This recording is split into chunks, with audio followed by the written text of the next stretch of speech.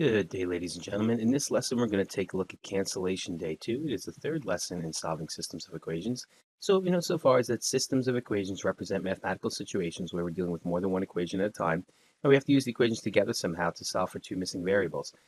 We've seen in the first lesson that often what will happen is that one of the variables will be solved algebraically for an amount, and when that's the case, we're able to substitute that in place of the variable in the second equation. Once having done that, we can solve for that particular variable, and then we can go back, solve for the other that was missing, and we should always check our work when we're done. In the second lesson, we saw that in some situations when we have relationships that are in what we call standard form, the variables are on the same side, it's often the case that we can choose to solve the relationship by a method called cancellation. If we have inverse variable amounts, the opposite of positive 2c would be negative 2c, we can simply take the sum of the equal expressions on the left-hand side and make that equal to the sum of the equal expressions on the right. Because we have inverse variable amounts, when we add the sums together, one of the variables should cancel and we should be able to solve for the other.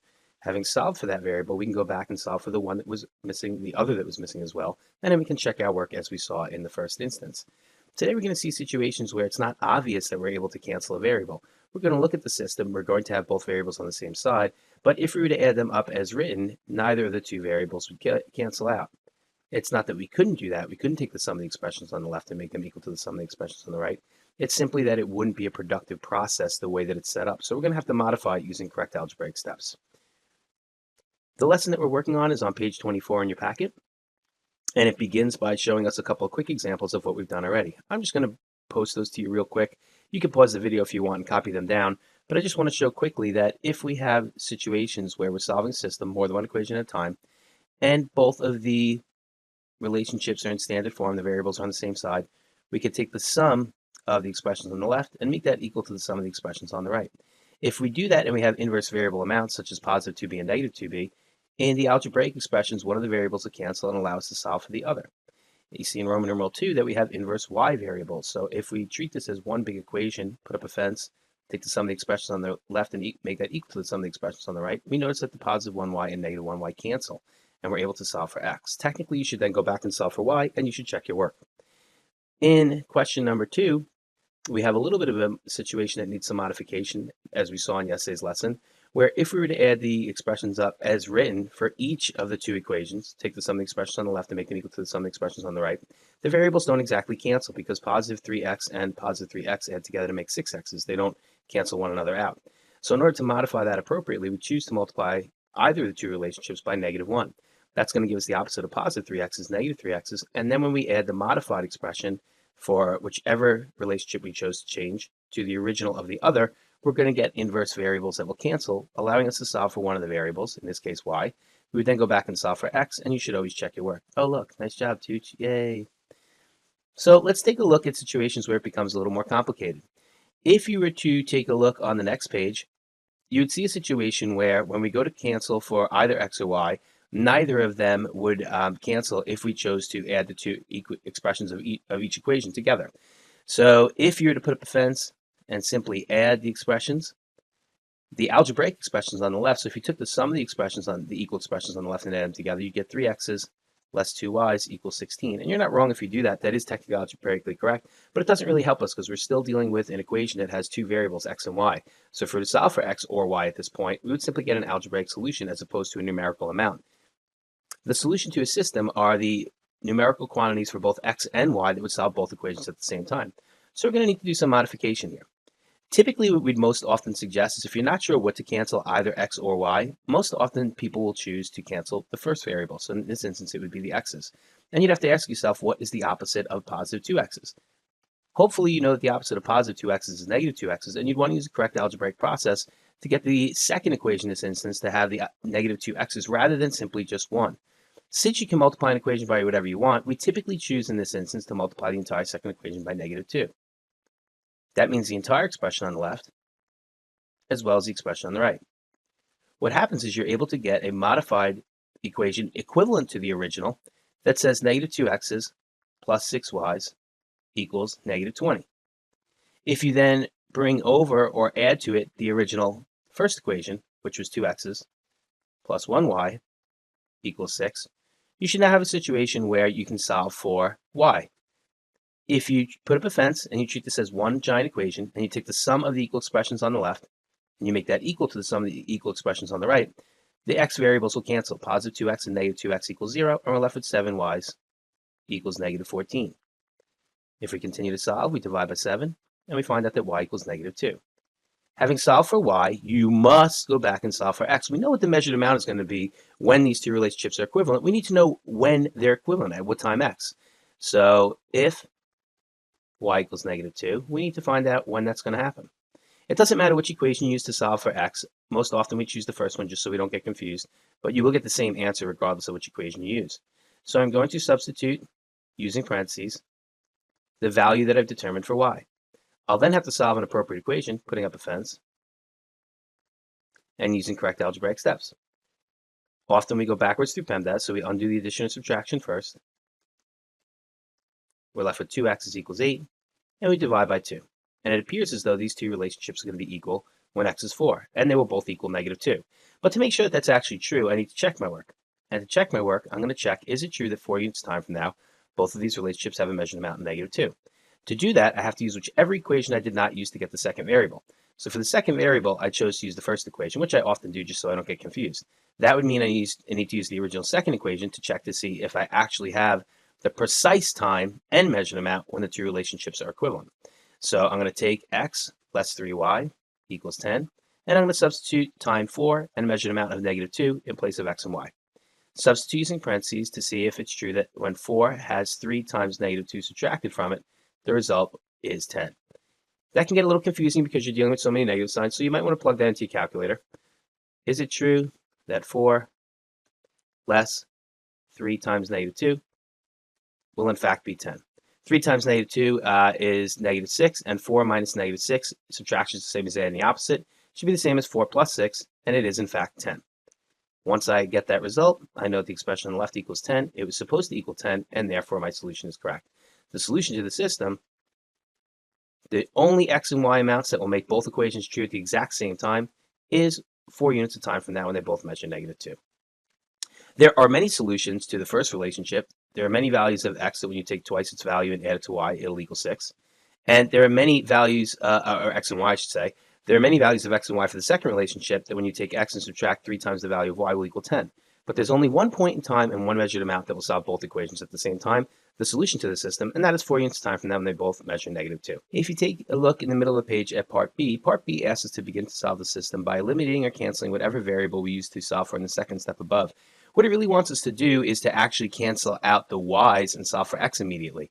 Up above, we canceled the x's out and determined immediately that the measured amounts when they were going to be equivalent would be minus 2.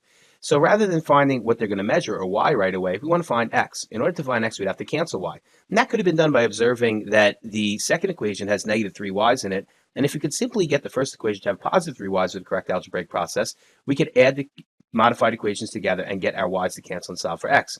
Well, we should know that the opposite of negative 3y's is positive 3y's. And in order to have the first relationship have positive 3y's, we need to multiply the entire relationship by 3, which we're allowed to do. You can multiply an equation by whatever you want, so long as you do equally on both sides. You won't change the value of the relationship, you'll just make it look different. If we do that appropriately, we get inverse y amounts in our modified first equation along with our original second equation. When we choose to add the expressions on the left together and take the sum of the equal expressions on the left and make them equal to the sum of the equal expressions on the right, the y variables would cancel, and we would simply be left with 7x equals 28. Solving for x would determine that the two relationships are going to be equal 4 units of time from now. Once we know that they're going to be equal 4 units of time from now, we'd have to go back and solve for y, what they're going to measure at that point in time. So this is the opposite of what we're seeing up top. You'd have to substitute in place of x what we believe y is, or in place of x what we believe its value is, and we'd have to appropriately solve for y. And we do in fact get that 4 units of time from now, both relationships should measure negative 2, and we would check it similar to as what we had done up above. Down below, we're just having you practice the first step. That way you're able to get the solution or the process started, and then hopefully you'll be able to finish it after that. So we want you to solve for one of the numerical values, canceling for each variable separately. And in Roman numeral 1, we'd like you to solve for m. In order to solve for m, you'd have to get the n variable to cancel. So if you focus your attention on the n variable, you'll notice that the first equation has 3 n's, and if we wanted to solve this system through cancellation, we'd have to get the second relationship to have negative 3 n's. So the opposite, the inverse of positive 3 n's. So we have 1 n in that second relationship, and in order to get 1 n to be equal to negative 3 n's, we'd have to multiply the entire relationship by negative 3.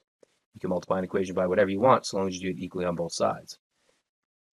So modified appropriately, the second relationship should suggest that we have 6m's, negative times the negative is a positive, minus 3m's, and that's going to be equal to positive 3. We would then want to bring down into our workspace the original first equation. And hopefully, if we've modified it correctly, we'll have a situation where when we add our equations together, we'll have inverse variable amounts. When we add the equal expressions on the left, we end up with 10m's. When we make that equal to the sum of the equal expressions on the right, they're going to be equal to 30. When we divide out 10, we find out that m is 3. We're then supposed to go back and solve for n, and it would require you to take either of the original equations and substitute appropriately. We believe that m is 3, and we get 12 increased by 3 n's equals 27. Solve a two-step equation by subtracting 12 from both expressions, and you'll find out that 3 n's equals 15. Divide by 3, and it appears as though n equals 5. The solution to the system suggests that when m is 3, n is 5, and those would be the only amounts for both m and n that would solve both equations at the same time. In the second step, we're saying, is it possible for you to have looked at that and said, well, why don't we solve for n immediately, and to solve for n immediately, we would need to cancel the m's out. If you focus your attention on the m's, you notice that one of the equations has positive 4m's while the other has negative 2. That's pretty convenient because it's really easy to make the opposite of positive 4m's negative 2m's. We would simply have to multiply the entire second equation by 2. So this is an alternate method. Technically, there's an infinite number of ways to do this correctly. When you double the entire second equation appropriately, the result is that we get negative 4m's plus 2n's equals negative 2. We would then want to bring over our original first equation into our workspace, and then we're able to treat this entire relationship as one giant equation. We're solving a system has more than one equation at a time, and it's possible when you solve a system, if you have your two variables on the same side, to treat it as one giant equation to try to get either of the two variables to cancel. Since we modified the second equation appropriately, we have just that. We have a situation where we have inverse variable m amounts. So when we add 4m and negative 4m together, they equal 0, and we're left simply with 5n's equals 25. We can divide by 5 in both expressions, and we find out that n equals 5. We would then have to, in step 2, solve for m, and in step 3, we'd have to check our work for this to be fully complete. The solution to the system is when m is 3, n would be equal to 5, and those would be the only two amounts that would solve both equations at the same time. If you turn the page, we have another example similar, and it's just a little more complex. In this last example, what ends up happening is it becomes a little bit difficult to see how to get inverse variable amounts. The opposite of positive 3x's would be negative 3x's, and that doesn't seem easy to get through multiplication, although it is possible. And the opposite of negative 5y's would be positive 5y's, and that doesn't seem easy to get through multiplication either. And the trick to understanding how to modify this system is to understand that you can multiply an equation by whatever you want, and you can multiply both equations by whatever you want. So technically, you could choose to multiply both equations by an amount that would get you an inverse variable quantity for both 3x and 2x. And in that situation, we're often thinking back to 6th and 7th grade and thinking or trying to determine what a least common multiple of 3 and 2 is. So 3 and 2 both divide into 6. Now they also both divide into 12, and they both divide into 18, they both divide into 24. So the least common multiple of 3 and 2 is 6. And if we could modify appropriately to get the first equation to have positive 6x's and the second to have negative 6x's, or the opposite of what I just suggested, we should be able to get the x variable to cancel. I'm going to begin by getting the first relationship or equation to have positive 6x's. That would require me to multiply the entire relationship by 2. Once I've done that, depending upon where you want to put your work, either off to the left or off to the right or down below, we're going to get 6x's less 10y's equals negative 12 when you choose to double that expression. Now, if we're choosing to cancel the x's, we need to get the opposite of positive 6x's, which would be negative 6x's, and that's going to require us to multiply the second equation by negative 3. You can multiply an equation by whatever you want, so long as you do it equally on both sides. So we're going to take the opposite of triple the second equation. When we do that appropriately, we should get negative 6x's, perfect, plus 9y's, be careful there because you're doing a negative times a negative, equals positive 15. Now that we've appropriately modified both equations to have inverse x variable quantities, we want to treat it as one giant equation. We want to take the sum of the expressions on the left and make that equal to the sum of the expressions on the right. When we do that, positive 6x's plus negative 6x's cancel. Negative 10y's plus 9y's is negative 1y, and that's going to be equal to positive 3. The opposite of y equals positive 3, therefore y itself should equal negative 3. We determine that by dividing out the coefficient of negative 1, and we get y is negative 3. Once you have y, you got to go back and get x. If y equals negative 3, we want to solve for the amount at x. So both of these relationships are going to measure negative 3 when they're equivalent. We just need to know when that happens. We need to know what the x variable is. It doesn't matter which equation you use to solve for the second variable. I most often choose the first one just so I don't get confused. 3x less 5 times negative 3 should be equal to negative 6. I'm going to simplify. I'm going to interpret that as negative 5 times negative 3. It's going to be 15. 3x plus 15 equals negative 6. Take away the 15.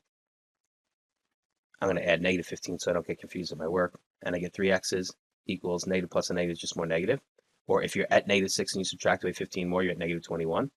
Divide out the coefficient of 3, and you determine that they were actually equal 7 units of time ago when they both measured negative 3. So the solution to the system should be negative 3 comma negative 7. The last step, once we've solved for both x and y, is to check our work. We want to make sure that we actually have this correct. So we're going to say check that, in fact, these two relationships are equal or were equal 7 units time ago when they both measured negative 3. To do that, you must check in whichever equation you used to solve, whichever equation you did not use to solve for the second variable.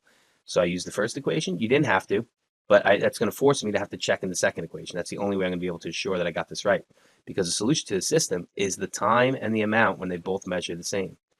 That's going to require me to take the relationship 2x less 3y equals negative 5. There are many times that will happen, but there's only one time where it will be the exact same solution as the previous example relationship.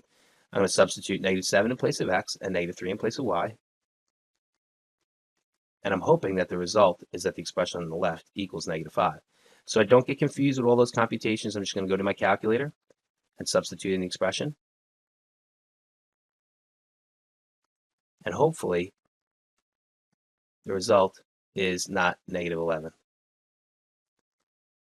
So I'm panicking because I wasn't able to get this to check, and I went back and looked at my work, and everything seems to be good, but I'm noticing that I didn't type the actual expression to my calculator correctly. This is normally in class where you guys would tell me that, so it should have been 2 times negative 7 minus 3 times negative 3, and hopefully that will come out to negative 5, and it does. Well, that's much better. So the answer is, in fact, negative 5 is equal to negative 5, and therefore the solution to this particular system is that in 7 units time ago, both relationships measured negative 3. So if you want to make sure that you really understand the technique of cancellation in one of the more challenging circumstances, you should try this last one on your own. I'll help get you started and I'll explain some of the details. So what we would like to do when solving a system is somehow use the equations together to get either t or c to cancel. So we're only solving an equation with one variable, either t or c for a numerical quantity. If you put up a fence and added them together right away, neither t nor c would cancel. You just get another equation that would be potentially useful, but wouldn't really get us any closer to the solution. The ideal situation is to determine a way to get either t or c to cancel if we were to add the two equations together. So we're going to have to modify one or both, and in doing that, we're going to need a common amount that either 3 and 5 divide into to get the t's to cancel, or a common amount that 3 and 2 divide into. In doing so, we typically consider what are the least common multiples of our variable pairs. And for 3 and 5 both divide into 15, they both divide into 30, they both divide into 45. The least common multiple is 15, and that would be the most productive way. But let's suppose that you don't actually remember that. Let's suppose for some reason you're like, teacher, all I remember is that 3 and 5 go into 30. Fine. If you did, you'd have to get the first equation to have positive 30 t's and the second to have negative 30 t's. In that instance, you might choose to multiply the entire first equation by 10, and that would get you positive 30 t's. You would need negative 30 t's. You'd have to multiply the entire second equation by negative 6. Negative 6 times 5 makes negative 30. I'll even go one step further and help you get your modified relationships. If we multiply the whole first equation times 10, or we take 10 times the entire value, it's going to be equal to 30 t's plus 20 c's. That together will equal 60. And the result of multiplying the entire second equation by negative 6 is that we're going to get negative 30 t's plus 18 c's is equal to 168. Once we've done that, since it's set up appropriately, where you have inverse variable amounts, you have opposite t's, you want to treat this as one giant equation. You're going to take the sum of the expressions on the left, make that equal to the sum of the expressions on the right. The t should cancel and allow you to solve for c.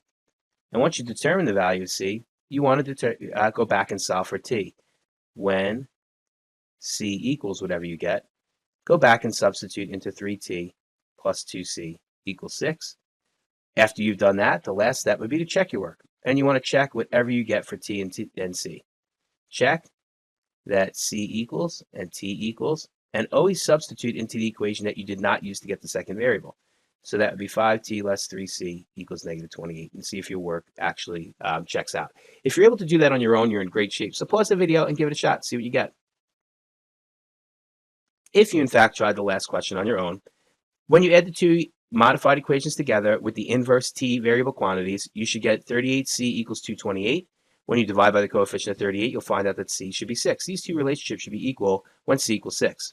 If you substitute 6 in place of c and you solve appropriately, you should determine that t equals negative 2. So the solution to the system should be that c is 6 and t is negative 2. And those should be the values of both c and t that would solve both equations at the same time. To prove that that's true, you would check in whichever equation you did not use to get your second variable, which in this instance is the second equation, doesn't always have to be, and you'd substitute in place of c and t appropriately.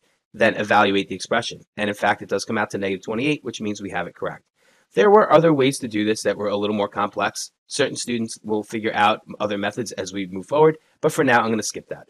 Ladies and gentlemen, this is the second lesson on solving systems of equations through cancellation. It gets a little more complex because it's not obvious to see how you could modify each of the equations to get inverse variable amounts so that you can use the equations together, adding the sum of the expressions on the left and the sum of the expressions on the right, and having a variable cancel. It takes a little bit of practice, but it's really crazy mathematically powerful, and there's so much we're able to do with it. Hope you understand it, and I'll see you in class. Take care.